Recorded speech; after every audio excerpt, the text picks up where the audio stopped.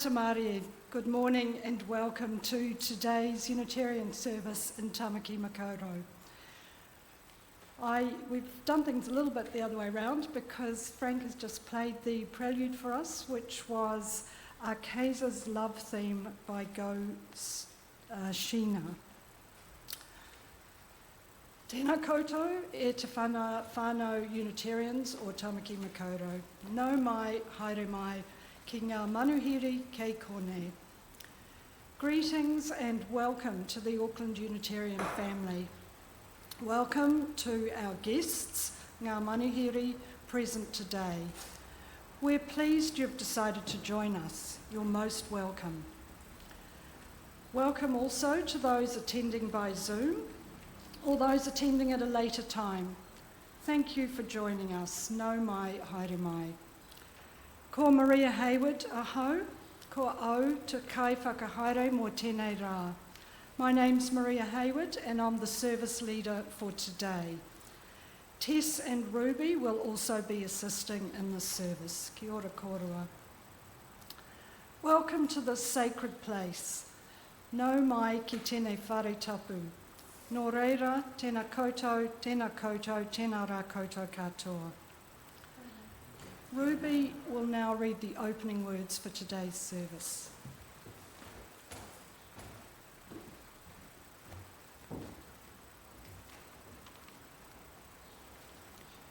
The theme of today's service is Transgender Day of Remembrance, an annual observance started in 1999 to honour the lives of Rita Hester, Monique Thomas, and Chanel Pickett, three trans women who were each murdered in Massachusetts in the mid to late 1990s. The date of the commemoration itself is the date of Chanel's death, November 20th, so this coming Thursday. Chanel was 23 years old at the time of her death in 1995 and was survived by her twin sister Gabrielle, who was also trans. Rita and Monique were both murdered within the span of 3 months in late 1998. Monique was 35, the same age that I am now, and Rita was 34 and died just 2 days before her 35th birthday. Transgender Day of Remembrance now serves as a day to commemorate every trans person lost to violence in the previous year. When we talk about transphobic violence, I think it's important to look at the big picture. Are we just looking at sensational headlines about gruesome murders? Or are we taking into account the various ways in which trans lives are made much harder than they need to be as a result of both direct discrimination and exposure to hostile political rhetoric? Violence is not just when someone is stabbed or shot. When a trans person is driven to suicide, that is also the result of violence. We also need to keep in mind that Rita, Monique, and Chanel were all black and were subject to lethal violence as much because of their race as because they were trans. This fact is a reminder that the most vulnerable within society sit at the intersections of multiple forms of social, economic, and political violence.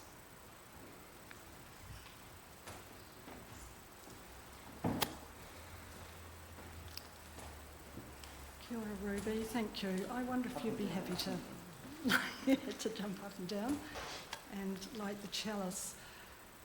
The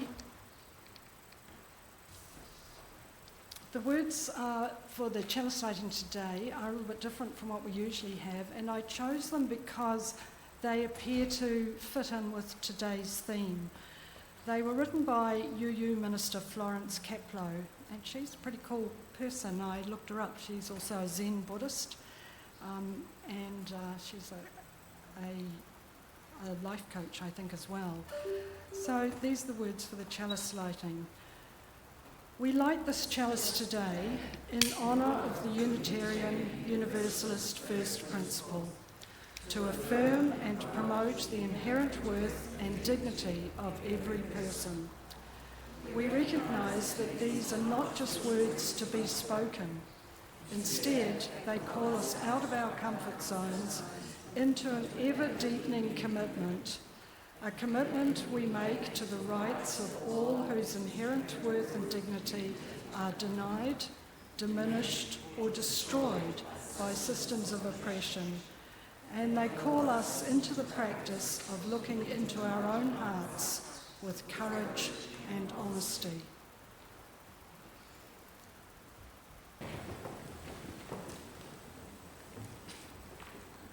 Let us now recite together the covenant of this rōpū, assuming, of course, that you all agree with the sentiments therein. Love is the doctrine of this church. The quest for truth is the sacrament, and service is its prayer. To dwell together in peace, to seek knowledge and freedom, to serve humankind in fellowship, to the end that all souls shall grow in harmony. Thus do we covenant with each other. We pause at this time to hold and honour the very personal joys and concerns of this hui, this gathering. I invite you to come to the front, say your name, light a candle, and briefly share your joy or concern. Or on Zoom, raise your electronic hands. I will call you as Tess informs me.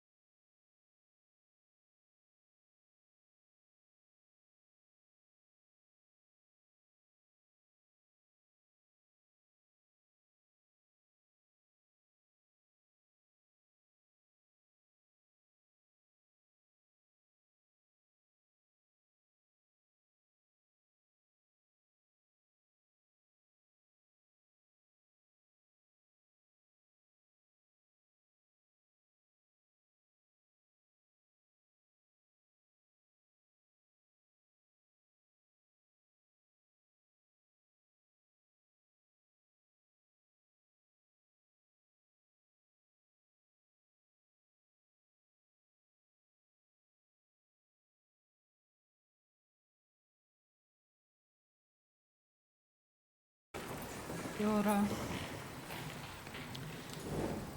Transgender Day of Remembrance. A couple of years ago, on November the 20th, my daughter asked me if I wanted to go with her to a special service at St Matthew.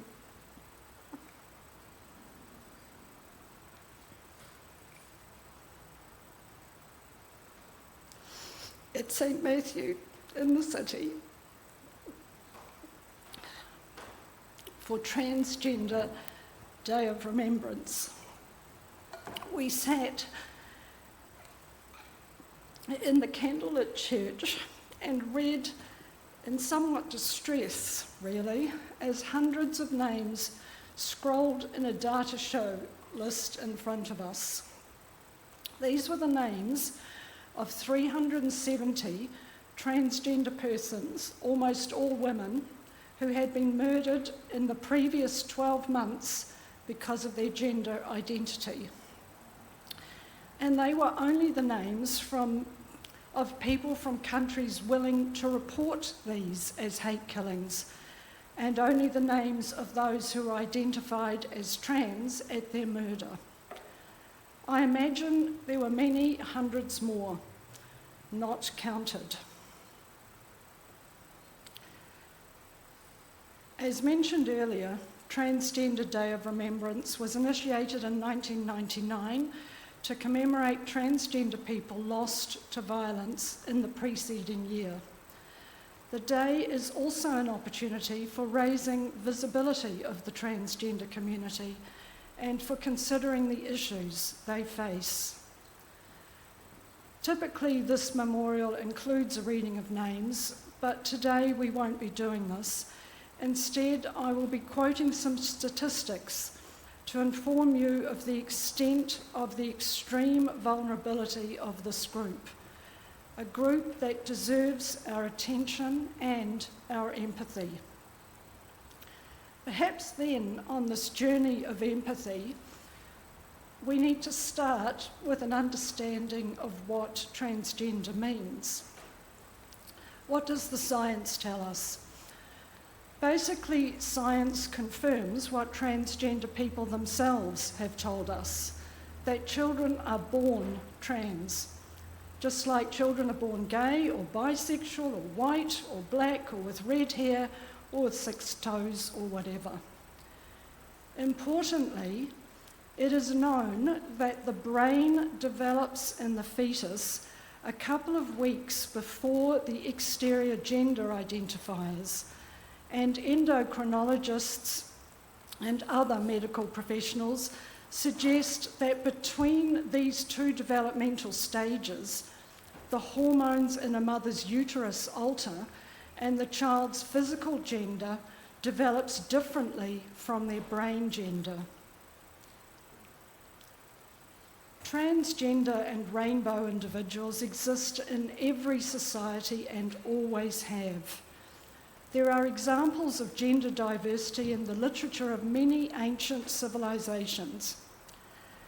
Additionally, most languages have or had terms for a range of genders and sexualities.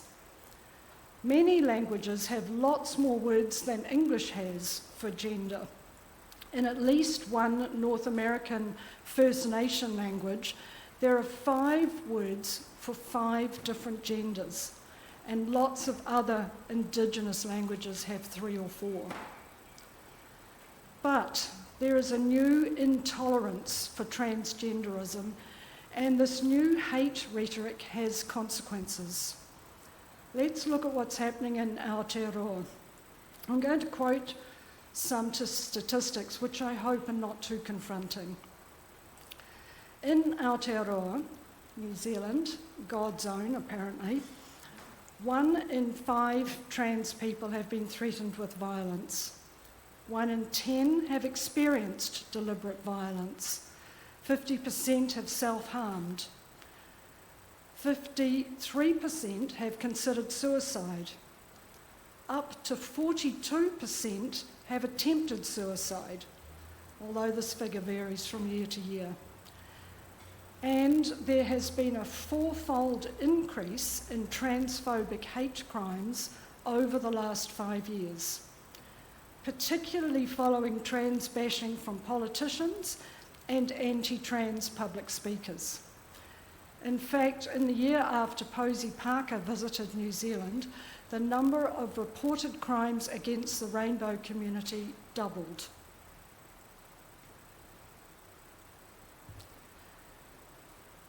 This slide shows Brianna Gay, transgender, and Nex Benedict, non-binary, 2 teenage school children murdered in the last 2 years by their peers, by teenagers, for their gender identity. These worsening statistics are pretty much mirrored internationally. Data collected across 30 European countries found that transgender people experienced more discrimination and violence than any other gender group, and it's getting worse. In the US, murder of trans people has nearly doubled in the last 5 years, and hate crimes have increased significantly. About 95% of trans murder victims are female, and a high proportion are black. This is due, obviously, to a combination of racism and possibly misogyny. Some men can't believe anyone would transition from male to female. After all, why join the inferior sex, the disadvantaged gender? Femme gay men also say that they are much more frequently abused than straight-appearing gay men.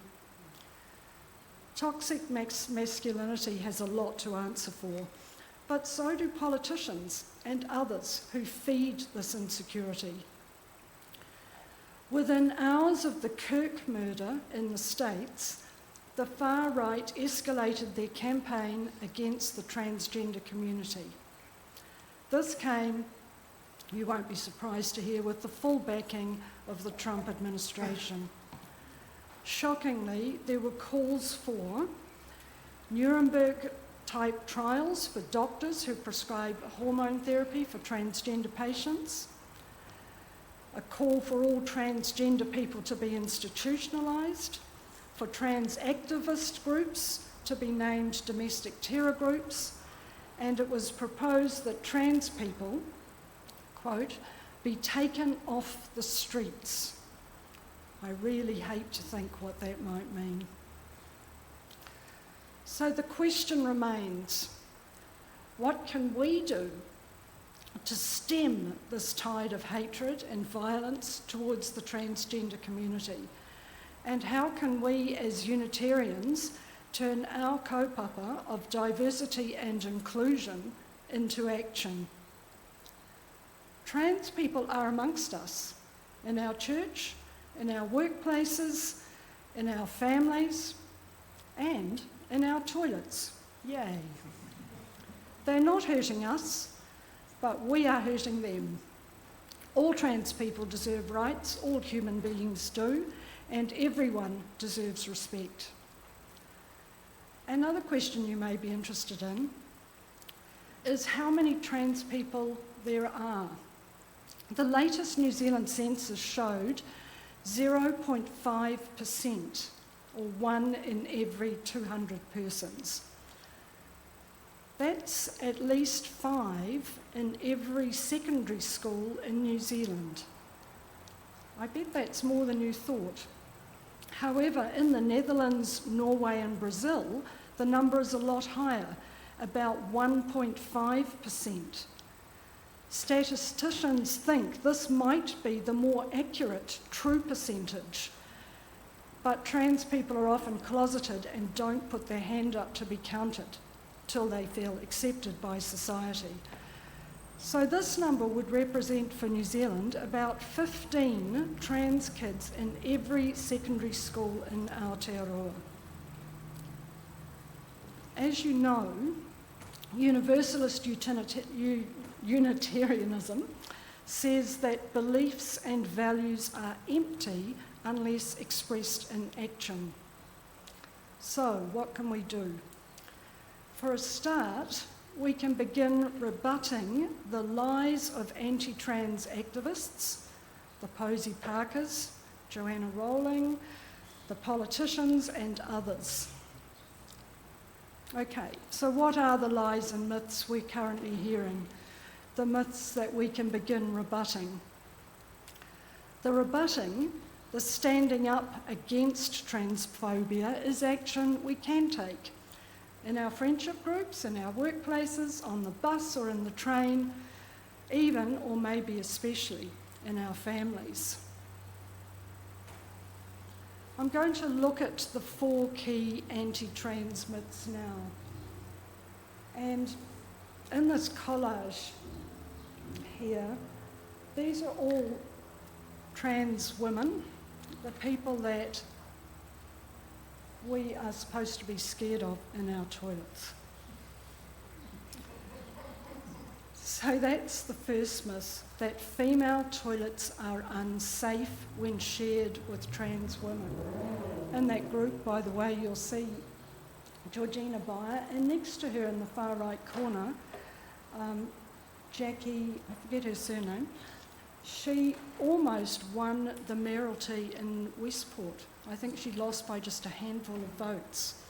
So go women in rural New Zealand communities.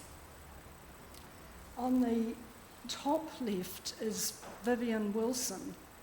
Do you all know who she is? Only because I saw it in the PowerPoint. But I can assume she's Elon Musk's daughter. Yeah, Elon Musk's daughter, disowned by him, which she's quite proud of, sensibly. Okay, so let's look at the science around female toilets and their safety.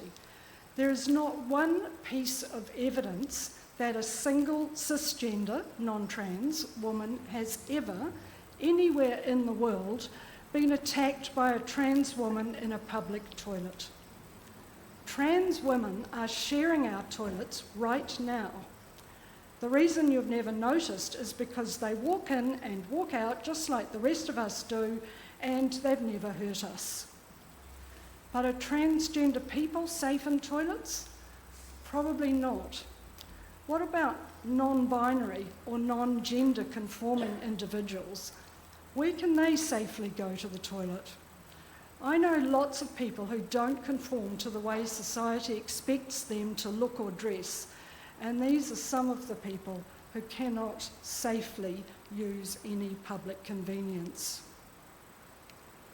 I know some trans people who just never use a toilet during the day, or if they're not at home. As you will know, the biggest danger to women today is actually men in their own homes. So let's focus on making toilets safe for everyone, and that means especially now for trans people. Myth 2, that education programs that teach about different sexualities and gender identification somehow encourage or brainwash young people to become trans or non-binary or even gay. Some members of our current government are voicing this notion, and it's one of the reasons the New Zealand Ministry of Education has been directed to remove guidelines that were in the previous relationships and sexuality education programs, guidelines which encouraged schools to, amongst other things, normalise transgender identities and to use inclusive language and practices. For example, preferred pronouns and names. Under a coalition commitment between the National and New Zealand First parties, the Ministry was directed to remove these specific guidelines, and this occurred in February 2025. I'm really worried about this, and I'm just hoping that the wise people in the Ministry of Education interpret this directive in ways that somehow do support the safety and rights of gender minorities. Young people have a right to know about themselves, and they have a right to be themselves. The denial of truth and science in education is very dangerous. Myth 3, which is sort of connected to the myth that young people learn to be trans in schools, and this myth is that people choose to be trans. But I have to ask, who would choose? Bigotry, prejudice, hate, ridicule, and personal danger. Seriously, no one wakes up and goes, wow, my life would be better if I transitioned to be a woman, alienating most of my friends and family, being persecuted at school, making myself open to bigotry and violence. Yeah, I'll choose that. Not likely. And finally, there's the biggie. Myth number 4, the myth about trans women in sport. So often, logic, or so-called common sense, takes precedence over science. So often, common sense is nonsense. I went to the trouble a couple of weeks ago to look at the science on women, trans women in sport. Now, research in this area is somewhat limited, but in general, the consensus is that hormone treatment actually decreases rather than enhances performance for transgender women. One study did find that trans women retained a residual small advantage in running speed, but several other studies actually contradicted this and showed that feminising gender-affirming hormone therapy, or GAHT, led to significant declines in speed, as well as in strength and endurance in transgender women. Furthermore, other studies have found that relative to body mass, transgender women have lower cardiovascular fitness compared to cisgender women, which can negatively impact speed, recovery, and endurance. I think it should be noted that tall people have an advantage in sport, especially in running and jumping, and they're better basketballers than not so tall people. Larger built people have an advantage in rugby and other sports. Someone once told me, this is a true story, that Dutch people shouldn't be allowed to compete in Olympic swimming because they have big feet.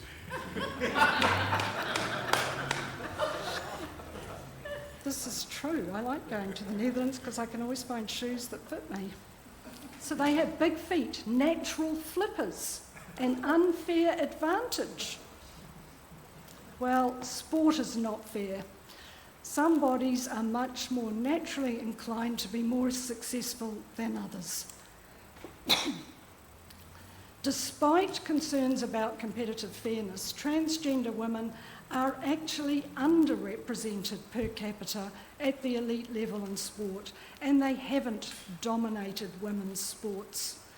The few who have competed at the highest levels, like Laurel Hubbard at the Olympics, have had mixed results. Well, maybe they weren't tall or had small feet. Okay, so why are we doing this today? Why should we care? I listened a while ago to a talk delivered by Professor Spoonley in this building, and the topic was hate speech. He said that the most important tasks in fighting hate speech, apart from government policy, are listening to the affected community and being well informed. I'm trying to help with the latter.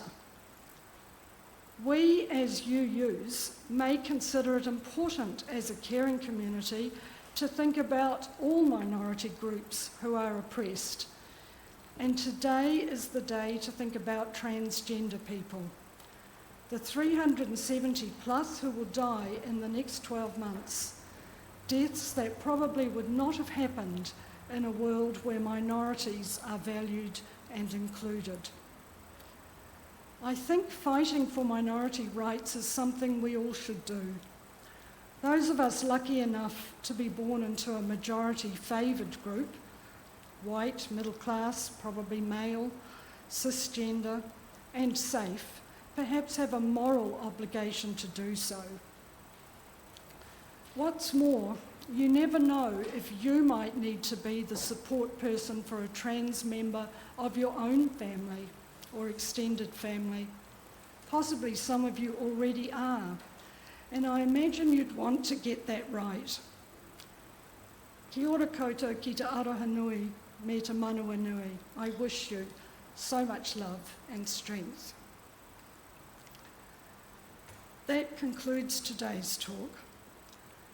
Let's now have a moment's contemplative silence before the reading, which has been chosen and will be read by Tess.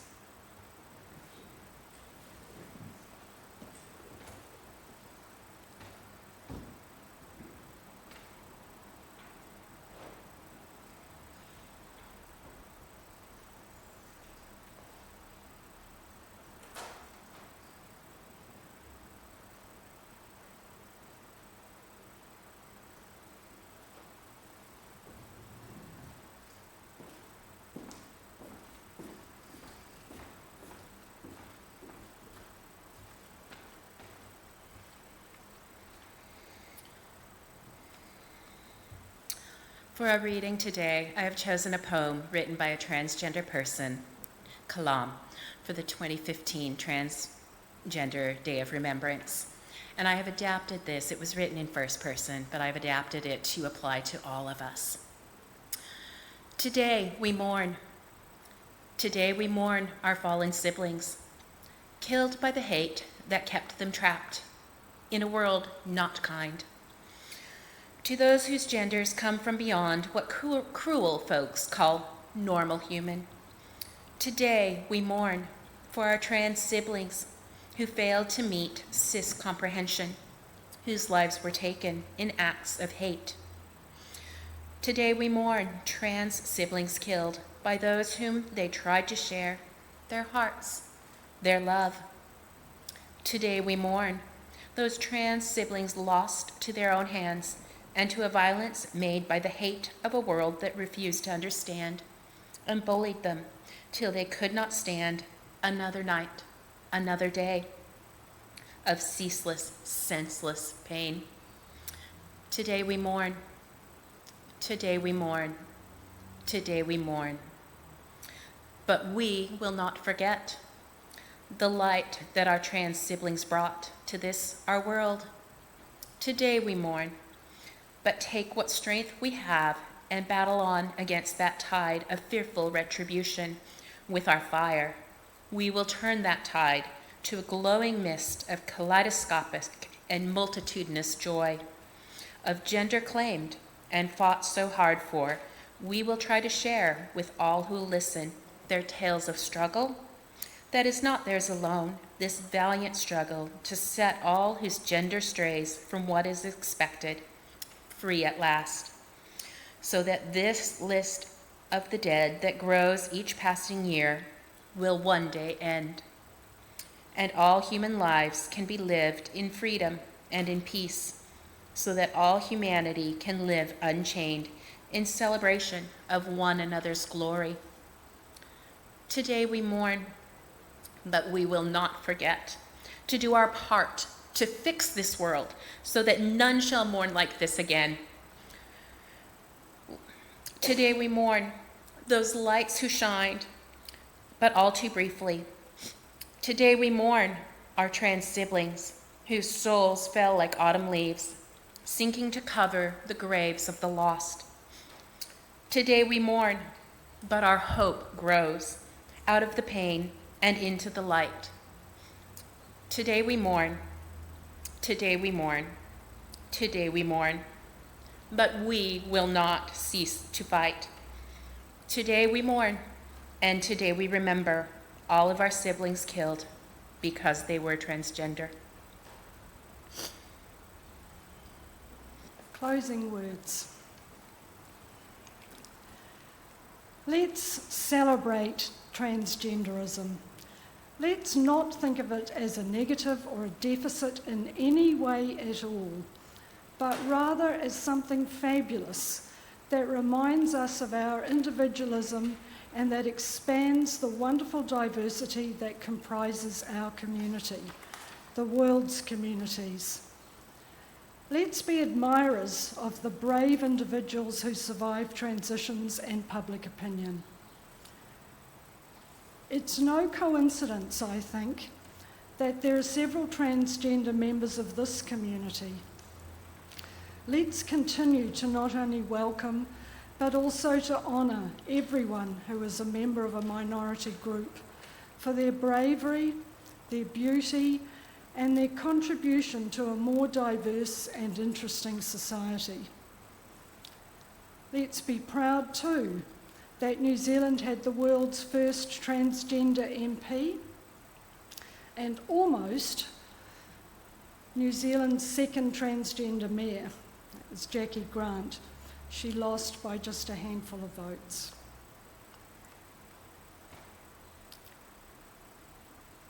We will now extinguish the chalice and recite the extinguishing words.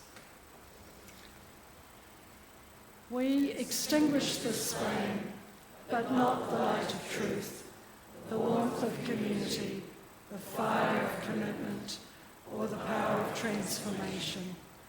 These we carry in our hearts until we are together again. We have utterly destroyed this chalice today. It's just a mess. Okay, I'm gonna light my hair on fire. Please.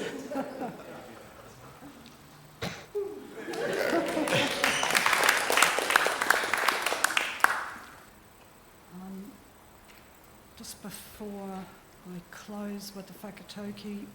I think we do have time for a short group discussion before morning tea today, and the question for discussion, which we put up again later, is are you brave enough to stand up to transphobia?